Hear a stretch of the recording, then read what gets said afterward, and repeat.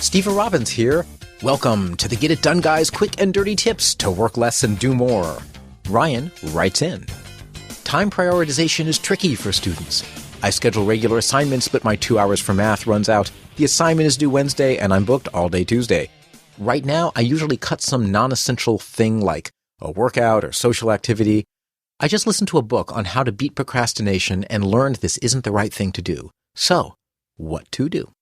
Ryan, I remember the life of a student with fond nostalgia, the learning, the camaraderie, the late-night discussions about the nature of the universe, and the Vaseline blacklight Twinkies and beer party. Did you know both Twinkie cream and Vaseline glow under black light? And it takes 6 weeks to get Vaseline to come out of... Those were the days. As a student, you're juggling class, socializing, taking care of yourself, that's sleeping and working out, and doing homework. Your teachers don't coordinate, though, so your workload might change from week to week, from way too much to handle to not enough. You're being exposed to new things, never knowing what will or won't grab you. 13th century poetry by celibate lesbians may be your calling. I hope not, because then you'll starve to death. But your agenda at school is developing the skill base for whatever path you'll end up pursuing in the future. Only you don't know now what that will be. Isn't life a stinker? There's a huge difference between scheduling things that are well-defined and scheduling squishy, vague tasks. Making a peanut butter fluff pizza takes 15 minutes to mix the ingredients and 25 minutes to bake. But learning, it's not so cut and dried. You never know how long it will take. If you're truly overcommitted on an ongoing basis, I don't know any way to cope but to drop something. Next semester, you can take fewer classes. But for now, you need a system flexible enough so you can let stuff slide while still meeting your goals.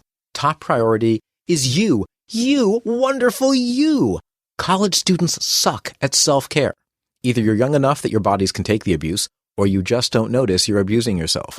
I toured with an undergrad comedy troupe, attending 3 a.m. dorm parties. I could hardly keep my eyes open. I felt old. Then I saw the undergrads could hardly keep theirs open either. It's just I knew I was tired. Ryan, get enough sleep. Eat well. As I know from bitter experience, screwing up one problem set in order to get enough sleep is better than getting mono, being sick for a semester, and screwing up several classes. You're on the right track scheduling study time for each class. If possible, schedule gaps between study sessions. Hard subjects can use the extra time, and easy subjects let you finish early. Use the gaps for self-care activities like recharging, hanging out with friends, napping, or hopelessly obsessing over the cute sophomore who always mispronounces the word solipsism. Which is okay, because it's all in your mind anyway. In addition to between study session breaks, take a 5-minute break each hour. Alternating bursts of studying with short rest periods makes it easier to learn. In the book, The Power of Full Engagement, authors Tim Lear and Tony Schwartz share how our brains use these breaks to consolidate, absorb, and file information. It's like having your own little OCD reference librarian you can take with you everywhere. I find it tempting to do what's easy first. But then I stretch it out as long as possible because I enjoy it and I don't want to get to the hard stuff. School lets you step beyond your comfort zone. Do it, but do the work for your hardest classes as far in advance of the due date as possible. By starting soon, you'll have the ability to rearrange your schedule before assignments are due if you need the extra time. Study groups are key. Friends can help you through parts that are hard for you. Schedule time to do work for easier classes after you've completed the work for your harder classes. Those assignments will be easier to handle when you're under more of a time crunch or if you're feeling a little burnt out, which I'm sure never happens. And do get enough socializing to keep yourself sane. If it involves ping pong balls, alcohol, and romantic decisions that look really different in the morning, that's too much. Socialize enough to stay sane, not to go insane. Once you've done all your studying, then do the extra socializing who affects hang over your head the next morning. And make sure you make some sober friendships too. College is all about relationships.